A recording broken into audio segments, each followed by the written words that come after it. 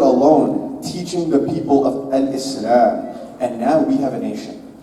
This man, Prophet Muhammad, the son of Abdullah, the son of Abdul Muttalib, he was born in Mecca, and he became a prophet in Mecca at the age of 40 years.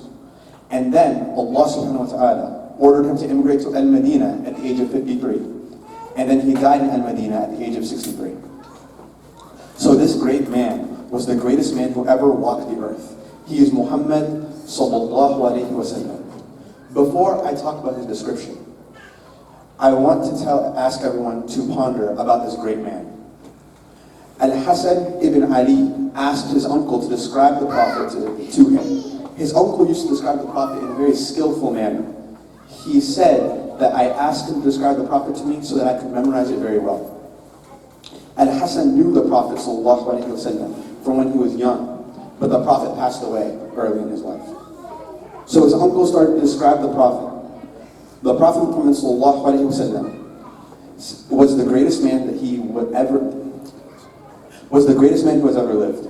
And the people used to look at him as a great person, as well as when the people were with him, they would immediately get the impression that he was a great man. He said that his face used to shine like the moon.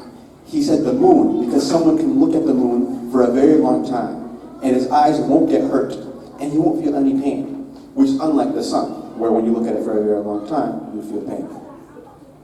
The same thing for his height. He was someone who was moderate in height, closer to being tall, but not too tall or not too short.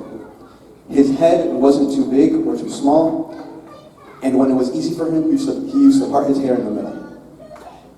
If he gathered all of his hair would pass his earlobes. The same thing about his complexion. He had a large forehead and large temples.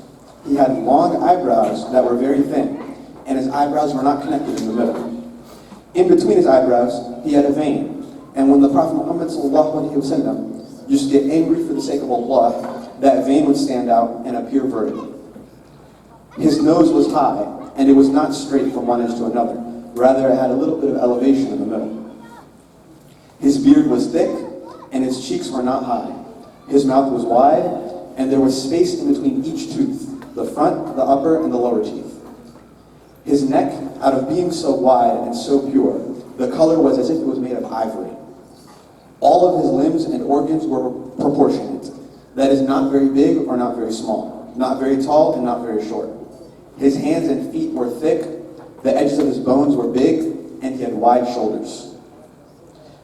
That is, he was not a skinny person, nor was he fat or flabby. His chest and his stomach were at the same level. His upper body did not have hair on it. He had hair on his arms, legs, and the upper part of his chest. His arms were wide, and his fingers were long, but in a proportionate way. The middle part of his foot did not touch the ground. That is to say, he was not flat-footed. His feet were soft, with no dry skin and no wrinkles on him. That is why, when they were washed, the water would not stick to his feet. He turned his whole body, and not only his head. He used to look at the ground more often than he looked up. He used to look at the ground most of the time. And at the same time, if he wanted to know what was going on in a session, he used to look with the edges of his eyes. He used to make his companions walk in front of him, and used to leave angels to walk behind him. He started the salam to his companions before the companions would say it to him. He is Muhammad, the son of Abdullah, the most courageous, the most generous, the most brave, the most eloquent, the most shy.